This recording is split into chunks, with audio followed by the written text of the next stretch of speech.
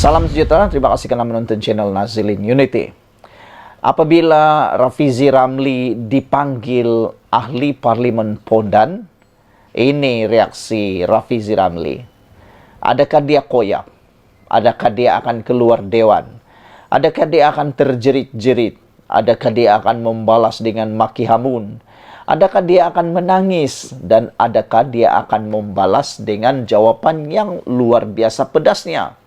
Rupa-rupanya, ini yang dibuat oleh Rafizi ketika beliau dipanggil sebagai ahli parlimen Pondan ataupun MP Pondan semasa berada di parlimen. Rafizi kata, saya tak koyak. Siapa yang pernah memanggil secara berseloroh atau pura-pura tersalah cakap ialah Anwar Musa. Apabila Anwar Musa ejek MP Pondan, Rafizi kata, saya tak koyak. Saudara-saudara sekalian, bahkan pada ketika itu Rafizi kata dia tidak marah, bahkan dia pun tidak keluar dewan. Saya tidak menggunakan standing order, kata Rafizi lagi. Tetapi walaupun satu ketika dahulu bekas ahli parlimen Ketere Tan Sri Anwar Musa mengejek ahli parlimen Pondan, salah MP Pandan katanya, konon untuk buat lawak dan terang-terang melanggar peraturan mesyuarat. Saya tidak menggunakan standing order, kata Rafizi. Bahkan beliau menjawab, beliau kata, saya hanya menjawab, umur Ketere tak jauh beza dengan umur ayah saya. Dan rakyat melihat akhlaknya pada usia itu, kata beliau. Jadi, tak tahulah mana yang lebih pedas. Adakah Rafizi perlu teriak-teriak, terjerit-jerit, itukah yang lebih pedas? Ataupun jawaban Rafizi ini lebih pedas daripada pedang? Pedang bermata dua lah, lebih kurang macam tu. Dia tidak menjerit, dia pun tidak membalas, tapi dia hanya jawab, umur Ketere tak jauh beza dengan umur saya, umur ayah saya. Dan rakyat melihat akhlaknya pada usia itu. Anda faham maksudnya? Anda selidikilah sendiri. Anda cuba fahamilah apa maksud di sebalik jawaban Rafizi itu. Rafizi kata, saya tidak koyak bila Anwar Musa ejek MP Pondan. Menteri Ekonomi Rafizi Ramli membidas. Tindakan ahli parlimen Perikatan Nasional keluar sidang Dewan Rakyat semalam. Kata Rafizi, dia sentiasa cuba menjaga tata susila, malah tidak menggunakan peraturan mesyuarat di parlimen apabila ahli parlimen Ketere Anwar Musa pada ketika itu memanggilnya ahli parlimen Pondan dan bukan Pandan. Saya miss acara wajib parlimen di parlimen. Saya miss acara wajib Perikatan Nasional di parlimen. Walk out lagi. Walaupun baru semalam titah yang di Pertuan Agong pasal adab di parlimen, katanya. Rafizi memetik pengerusi Perikatan Nasional Muhyiddin Yassin yang dilaporkan berkata semalam, hanya kerana mereka mempunyai majoriti, mereka melakukan apa yang mereka mahu, tapi mengikut prosedur yang telah ditetapkan sejak sekian lama. Rafizi mendakwa Muhyiddin menjadi Perdana Menteri tanpa kepastian, majoriti sokongan di parlimen, dan pengerusi itu telah mengisytiharkan darurat serta menggantung parlimen. Sepanjang saya menjadi ahli parlimen Pembangkang, saya tak pernah bangun guna perbahasan dengan menggunakan standing order atau peraturan mesyuarat. Saya tak pernah ganggu perbahasan, kata Rafizi, dengan menggunakan standing order, seperti yang berlaku dengan Pembangkang sekarang. Walaupun pada satu ketika bekas ahli parlimen Ketere Tan Sri Anwar Musa mengejek ahli parlimen Pondan, salah Pandan, konon untuk buat lawak dan terang-terang melanggar peraturan mesyuarat. Saya hanya menjawab, umur Ketere tak jauh beza dengan umur ayah saya. Dan rakyat melihat akhlaknya pada masa itu, katanya. Rafizi menekankan masa yang diperuntukkan untuk ahli parlimen berucap adalah singkat, hanya sekitar 5 hingga 7 menit. Gunakanlah peluang itu untuk menyampaikan perkara yang substantif, lebih-lebih lagi jika Pembangkang, kerana ketika itu sahajalah peluang untuk kita pamerkan kemampuan kita mentadbir dengan cetusan idea yang lebih baik dari kerajaan. Malangnya, pembangkang ada selalunya ketandusan idea untuk membahaskan perkara-perkara yang substantif. Akhirnya mereka melengahkan dan mencuri masa dewan dengan perkara remeh-temeh yang berlegar sekitar standing order, selalunya atas alasan mengelirukan dewan, padahal mereka yang mudah terkeliru. Walaupun tugas speaker dewan menjadi lebih sukar dan tekanan darah naik sepanjang masa, amalan workout oleh Perikatan Nasional ini akan memakan diri jika tidak berjaya memparlemenkan fungsi pembangkang di parlimen, kata Rafizi lagi. Semalam ahli parlimen Iskandar Putri DAP Liu Ching Tong juga menyifatkan alasan pembangkang keluar Dewan Rakyat sebagai kurang munasabah. Bantahan ahli parlimen Perikatan Nasional itu susulan. Yang dipertengok Dewan Rakyat Johari Abdul membenarkan Perdana Menteri Anwar Ibrahim menyampaikan penerangan sesi ucapan tahniah dan ikrar taat setia kepada Yang di-Pertuan Agong. Biasanya para menteri mengumumkan dasar dan menjelaskan keadaan melalui kenyataan parlimen yang umumnya dibuat di sebelah pagi, walaupun ia tidak semestinya pada waktu pagi sahaja. Kenyataan parlimen itu bertujuan menjunjung kasih dan mengucapkan terima kasih kepada di-Pertuan Agong yang sebelumnya serta menyambut Yang di-Pertuan Agong baru. Ini bagi memastikan kenyataan persidangan itu direkodkan, khususnya kerana ia merupakan sidang parlimen yang pertama sejak Yang di-Pertuan Agong Sultan Ibrahim memegang tampuk pemerintahan. Namun pembangkang yang merasakan diri sangat bijak telah membangkitkan isu remeh berhubung kenyataan parlimen Perdana Menteri yang dikatakan sepatutnya dibuat waktu pagi dan bukannya petang, dan selepas itu membuat keputusan pula untuk keluar dewan beramai-ramai, kata Liu pada satu kenyataan. Liu memaklumkan Perdana Menteri berada di luar parlimen pada awal pagi semalam untuk menyambut kehadiran rakan sejawatnya dari Kemboja, yaitu Hun Manet, yang mengadakan lawatan rasminya yang pertama ke Malaysia. Hanya di sebelah petang barulah Datuk Seri Anwar Ibrahim dapat hadir ke parlimen, katanya lagi. Itulah dia saudara-saudara sekalian, jawapan Rafizi apabila beliau diejek MP Pondan. Dia tidak koyak, tapi dia tetap bertahan. Sekian untuk kali ini. Jangan lupa tinggalkan komen Anda. Bye-bye. Selamat pagi, salam sejahtera. Salam semua.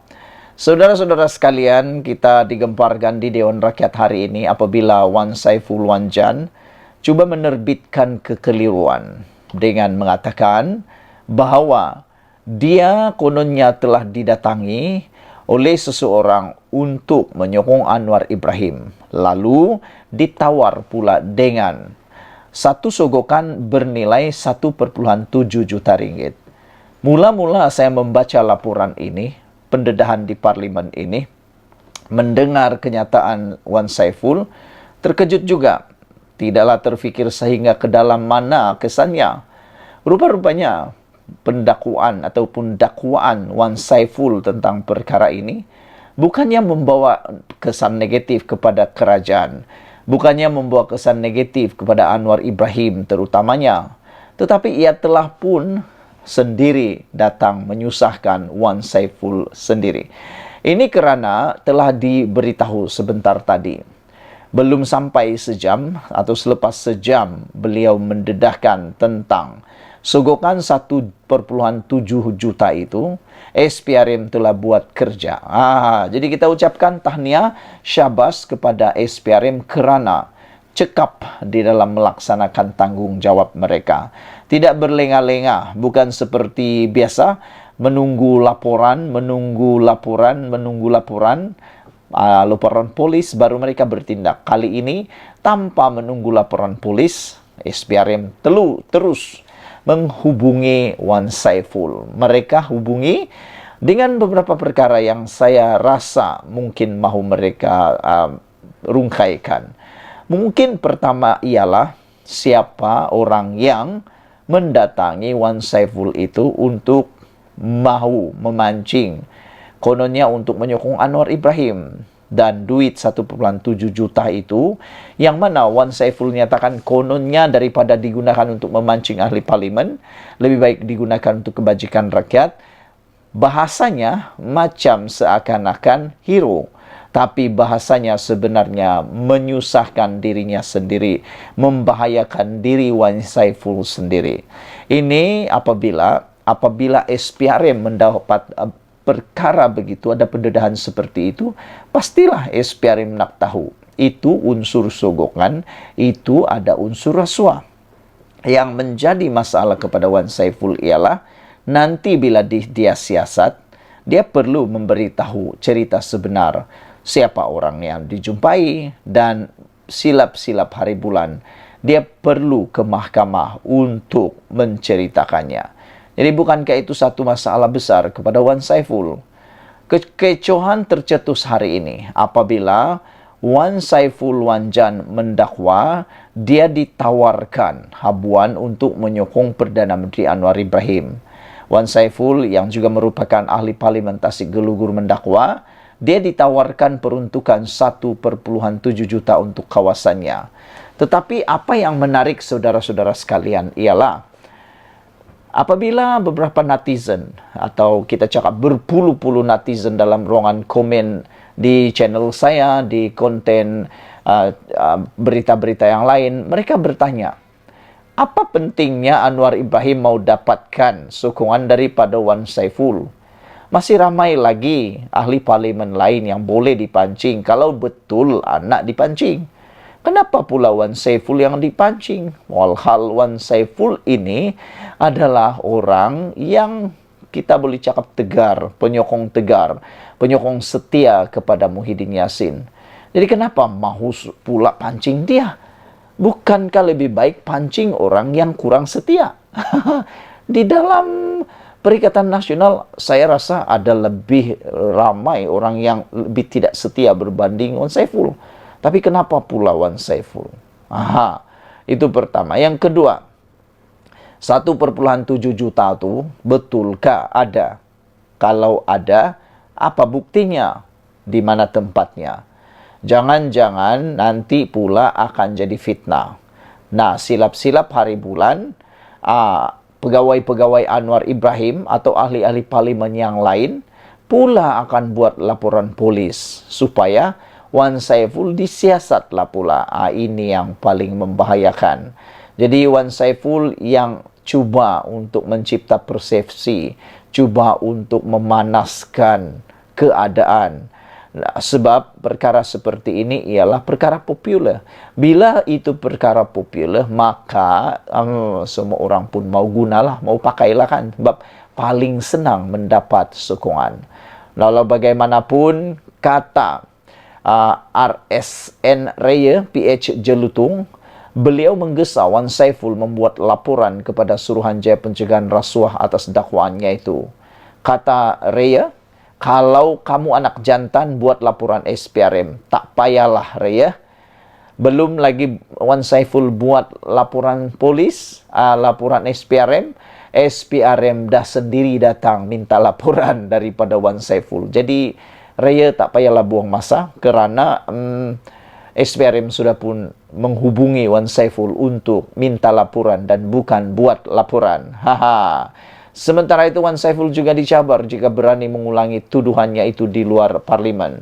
Speaker Dewan Rakyat Johari Abdul kemudian meminta Wan Saiful untuk menghentikan dakwaan berkenaan. Salah satu di komen di ruangan komen, Brown Falcon kata, sembang bolehlah, kebanyakan ahli politik Malaysia ini sembang kari saja banyak. Hanya mahu sokongan, tapi ada yang tidak buat kerja, buang masa saja, kata beliau. Sekian dulu untuk kali ini, jangan lupa tinggalkan komen Anda, tekan butang subscribe, kita jumpa lagi, bye-bye. Teruk betul perangai pembangkang, terjerit-jerit dan amat biadab. Itu komen daripada salah seorang pemimpin parti politik UMNO. Beliau terkejut dengan tindakan ahli parlimen pembangkang yang telah pun dianggap oleh beliau sebagai biadab, perangai teruk dan tidak beradab. Ini apabila keadaan di parlimen baru sahaja selesai. Ke bawah duli yang maha mulia yang di-Pertuan Agong bertitah supaya menjaga adab dan teladan, dan juga menjadikan Dewan Rakyat itu adalah dewan yang mulia. Mereka sudah ambil pusing ataupun sudah buat hal. Kemarin kita dikejutkan dengan tindakan ahli parlimen daripada pembangkang keluar dewan. Belum apa-apa, baru sehari. Bayangkan kalau sudah 20 hari, apa lagi yang boleh berlaku. Baru sehari mereka sudah bertindak keluar dewan.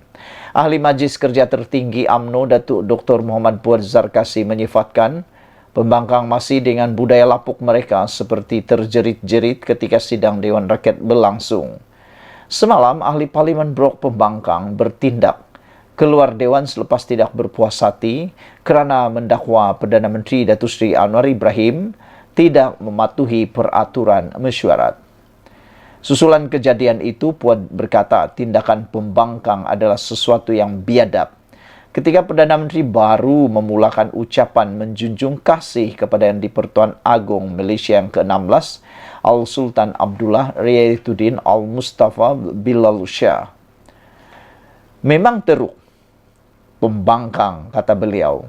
Amat biadab keluar dewan ketika Perdana Menteri ke-10 baru mula ucapan menjunjung kasih kepada bawah duli yang maha mulia Yang di-Pertuan Agong ke-16.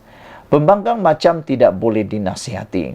Titah perasmian Yang di-Pertuan Agong, Tuanku Sultan Ibrahim cukup jelas, kata Puad. Tidak masuk akal. Penggubal undang-undang tidak ikut peraturan. Ucapan menjunjung kasih pun jadi kecoh, katanya dalam satu hantaran di Facebook hari ini. Protes oleh ahli parlimen pembangkang itu dibuat. Susulan Yang di-Pertua Dewan Rakyat Tan Sri Johari Abdul membenarkan Anwar yang juga ahli parlimen Tambun untuk menyampaikan penerangan menteri berkaitan ucapan tahniah dan ikrar taat setia kepada Yang di-Pertuan Agong Sultan Ibrahim dan ucapan terima kasih kepada Sultan Pahang Al-Sultan Abdullah.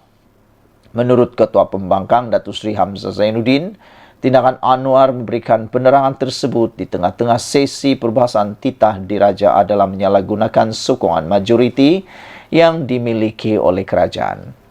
Mengulas lanjut, Puad yang juga bekas ahli parlimen Batu Pahat berkata, kerajaan membawa usul menggunakan peraturan 14 dalam kurungan 2. Ia diundi. Masalahnya pembangkang masih dengan budaya lapuk. Terjerit-jerit. Kata-kata kesat dan mencela tidak ikut peraturan, dianggap hero dan berprestasi tinggi. Elok speaker semak balik peraturan mesyuarat 44 dalam kurungan 2. Apakah ahli yang digantung boleh ditarik balik segala kemudahan mereka dalam tempo penggantungan itu? Ujarnya. Dalam pada itu, Puad juga mengimbas kembali tentang penggantungan ahli parlimen yang pernah berlaku sebelum ini. Gobind Singh Dio Puchong dan Fong Poh Kuan Batu Gajah pernah digantung lama dan hilang segala kemudahan ahli parlimen mereka. Gobind dapat balik gaji dia atas perintah Mahkamah Persekutuan. Elok peraturan ini dikaji semula. Jangan bazir duit pembayar rakyat. Hadir parlimen hanya buat kecoh. Bidas beliau lagi. Saudara-saudara sekalian, pembangkang juga dianggap derhaka kepada Agong, tidak beri laluan Perdana Menteri ucap tahniah dan taat setia. Itu adalah satu lagi laporan yang dipetik daripada Harapan Daily. Saudara-saudara sekalian, satu perkara yang kita tertarik dengan gesaan dan juga cadangan daripada Puad ini ialah apabila dia kata, kalau Speaker Dewan semak semula peraturan mesyuarat 44 dalam kurungan 2. Apakah ahli yang digantung boleh ditarik balik segala kemudahan mereka dalam tempo penggantungan itu? Kerana beliau mengambil duluan, iaitu Gobind Singh Dio dan juga ahli parlimen Batu Gajah pernah digantung lama sehingga segala kemudahan mereka sebagai ahli parlimen ditarik, termasuk gaji dan perkara-perkara lain. Bukankah itu lebih baik untuk dapat mendidik dan mengajar ahli parlimen supaya lebih berhati-hati dan menjaga adab mereka? Go Bin hanya dapat balik gajinya atas perintah Mahkamah Persekutuan. Jadi kata Puan, elok peraturan ini dikaji semula. Jangan bazir duit pembayar cukai. Hadir parlimen hanya buat kecoh, merugikan, kata Puan. Sekian dulu untuk kali ini. Jangan lupa tinggalkan komen Anda, tekan butang subscribe. Kita jumpa lagi. Bye-bye.